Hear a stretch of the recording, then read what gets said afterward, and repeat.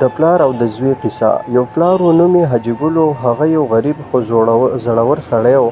هره ورځ به سحر وختي پاڅېد او کار ته به تلو. ګرمۍ، خټې او دوړو کې به یې مزدوري کوله.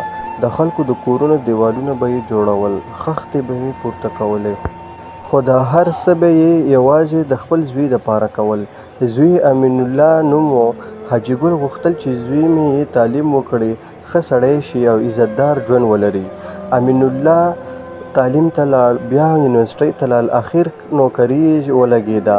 اول خو ډېر ښه زوی و. پلار ته به یې زنګ وهلو، دعا به ترې غوښته، خو بیا رو بدل شو.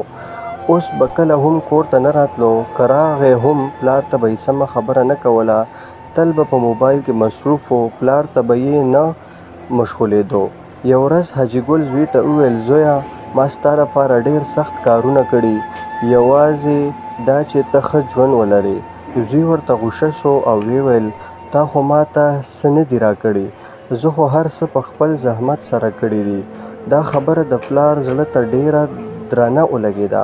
هغه خاموشه شو او د کوره ووتلو. مسجد ته لاړ. هلته یې یو مولوي صاحب ته وویل: زوی مې ما نه پېژني، زه ډېر خفه یم. مولوي صاحب ورته وویل: صبر وکړه، دعا وکړه، الله به د مور پلار دعا نه ضایع کوي.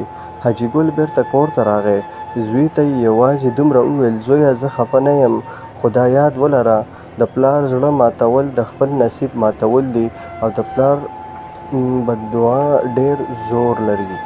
زوی غلی شو او دا خبرې یې زړه ته ولګېده. شپه یې سوچونو کې تېره کړه، خوب یې ونه کړو.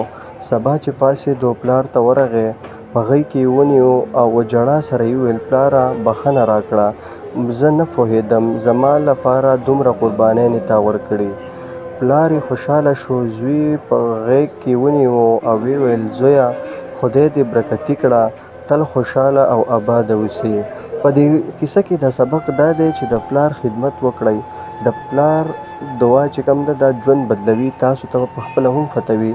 که خفه شي، الله هم خفه کېږي. که دعا وکړي، الله دروازې خلاصوي. نو که داسې ویډیوز تاسو ته ښایسته ښکاري او تاسو یې خوښوئ، نو زموږ د یوټیوب چینل لایک کړئ، سبسکرایب کړئ او بیل آیکن ورسره کلیک کړئ چې داسې نورې ویډیوز تاسو ته روزانه شیر کیږي.